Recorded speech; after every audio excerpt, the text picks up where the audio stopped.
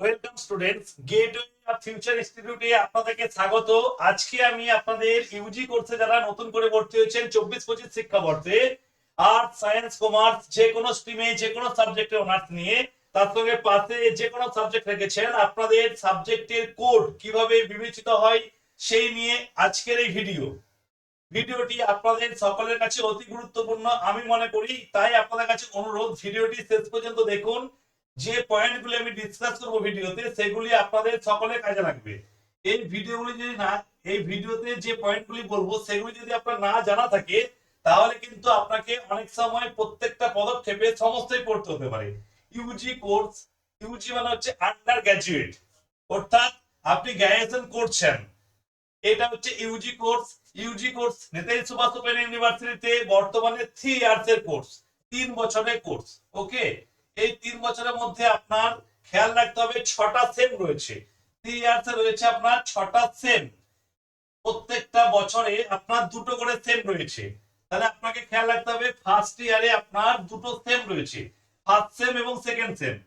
First same এবং second same, এই first same এবং সেকেন্ড সেমের ক্ষেত্রে আপনাকে কি কি সাবজেক্ট পড়তে হবে সেটাই হচ্ছে এখানে এই ভিডিওতে আমি আলোচনা করে দেবো, এবং তার কোড কিভাবে আপনি বুঝবেন। ফার্স্ট সেম এবং সেকেন্ড সেম দুটো মিলে হচ্ছে আপনার ফার্স্ট ইয়ার। ফার্স্ট ইয়ারের দুটো সেমের পরীক্ষা বর্তমানে একই সময়ে একসঙ্গে হচ্ছে, অর্থাৎ ফার্স্ট সেম এবং সেকেন্ড সেম একসঙ্গে বছরে একবার পরীক্ষা হবে। ক্লিয়ার? এর মধ্যে আবার ইন্টারনাল পরীক্ষা রয়েছে যেটাকে বলে অ্যাসাইনমেন্ট বা হোমওয়ার্ক। আপনাদের এখানে যে জিনিসটা আমি প্রথমে ক্লিয়ার করতে চাইছি সেটা প্রথমে দেখুন, তারপরে আপনাদের বাকি পয়েন্টগুলো আমি আলোচনা করছি। এখানে আপনাদের সেম ওয়ানে আপনাকে পড়তে হবে 4টে পেপার। ওকে, 4টে পেপারের মধ্যে কি আছে? সিসি পেপার এবং জি পেপার, তার সঙ্গে রয়েছে আপনার এই পেপার। এখানে আপনি বুঝতে পারবেন না যে আপনার অনার্স কিসে রয়েছে, পাস কিসে রয়েছে, কম্পালসারি কি রয়েছে। একটা জিনিস খেয়াল করুন, সিসি হচ্ছে অনার্সের কোড, ওকে, জি হচ্ছে পাস পেপারের কোড, আর এই হচ্ছে কম্পালসারি পেপারের কোড। এই সিসি মানে হচ্ছে আপনার যদি হিস্ট্রিতে অনার্স হয় তাহলে সিসি প্রথমে থাকবে, তারপর থাকবে এইচ আই। যদি পল সায়েন্স অনার্স হয় তাহলে সিসি প্রথমে থাকবে, তারপর থাকবে পিএস। ক্লিয়ার? এরকম যদি সায়েন্স হয় তাহলে সিসি, ম্যাথ হলে সিসি এমটি। এটা হচ্ছে অনার্স পেপারের কোড। আশা করি অনার্সের কোড কিভাবে বুঝবেন সেটা ক্লিয়ার করতে পারলাম।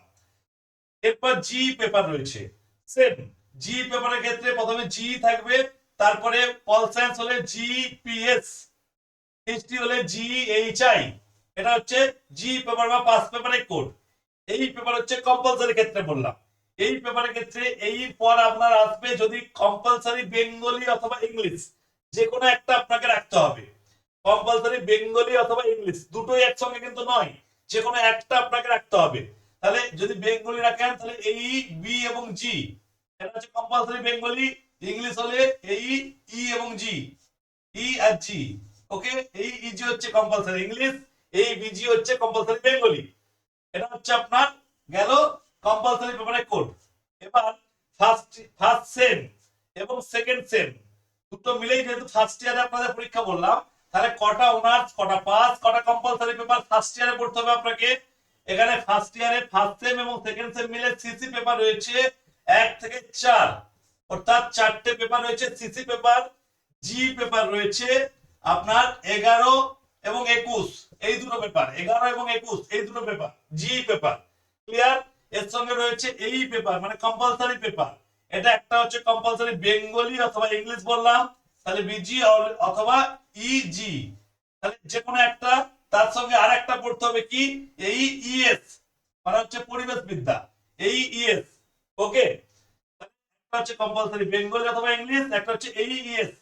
ক্লিয়ার? তাই টোটাল এখানে হচ্ছে দুটো, এখানে দুটো, 4টে, এখানে 4টে, টোটাল 8টা পেপার হচ্ছে ফার্স্ট ইয়ারে আপনাদের দুটো সেম মিলে। ক্লিয়ার হয়ে গেল সাবজেক্টের কোড কিভাবে বোঝা যায়। এরপরে আপনাকে জানতে হবে আপনাদের প্রত্যেকটা পেপারে ফুল মার্কস কত।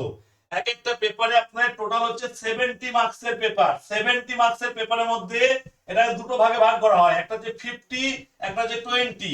50 হচ্ছে আপনার এক্সটার্নাল পরীক্ষা বা ফাইনাল পরীক্ষা, যেটা আপনাকে কোনো জায়গায় গিয়ে দিয়ে আসতে হবে, মানে যে কলেজের আন্ডারে আপনি ভর্তি হয়েছেন সেই কলেজে আপনার সিট পড়বে না, এটা সিট পড়বে সেই কলেজের পাশাপাশি কোনো কলেজে এখানে আপনাকে গিয়ে পরীক্ষাটা দিয়ে আসতে হবে, সেটা হচ্ছে ফাইনাল পরীক্ষা। এটা হচ্ছে 50 মার্কসের পার পেপার, ক্লিয়ার। আর 20 হচ্ছে ইন্টারনাল বা অ্যাসাইনমেন্ট, এটা হচ্ছে ইন্টারনাল পরীক্ষা বা অ্যাসাইনমেন্ট বা হোমওয়ার্ক। এটা হচ্ছে অনলাইনে বর্তমানে হচ্ছে অনলাইনে ব্যাংকিং সেক্টরে যেরকম পরীক্ষা হয়, অর্থাৎ কোশ্চেন দেওয়া থাকে, 4টে করে অপশন দেওয়া থাকে, সঠিক অপশনটা সিলেক্ট করে আপনাকে পরবর্তী কোশ্চেনে যেতে হবে। এটা হচ্ছে আপনার ইন্টারনাল পরীক্ষা বা অ্যাসাইনমেন্ট হয়ে গেল। তাহলে প্রত্যেকটা পেপারের ফুল মার্কস হচ্ছে 70, তার মধ্যে 20 হচ্ছে অ্যাসাইনমেন্ট, 50 হচ্ছে ফাইনাল পরীক্ষা। আশা করি ক্লিয়ার হলো। এবার কয়েকটা জায়গায় বিভেদ রয়েছে, সেই বিভেদগুলো কি জানতে হবে।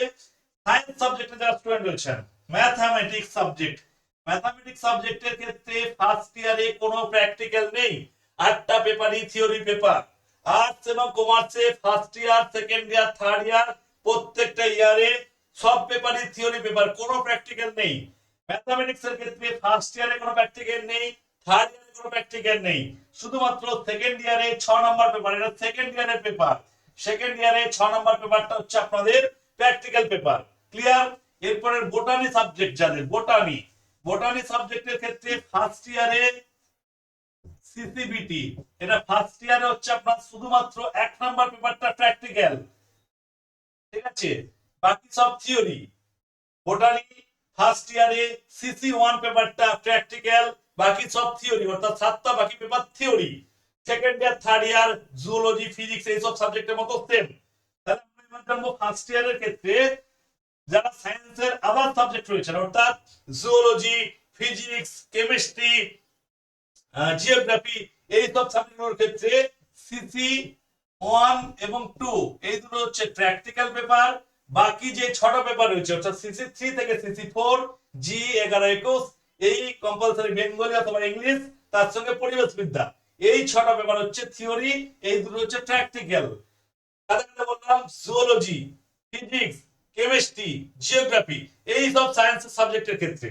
বাকি সবার কিন্তু যেমন বলেছি 8টা পেপারই থিওরি সেম, ক্লিয়ার হলো। ফার্স্ট ইয়ারে আপনাদের সিলেবাস, কোশ্চেন প্যাটার্ন, বিভাজন।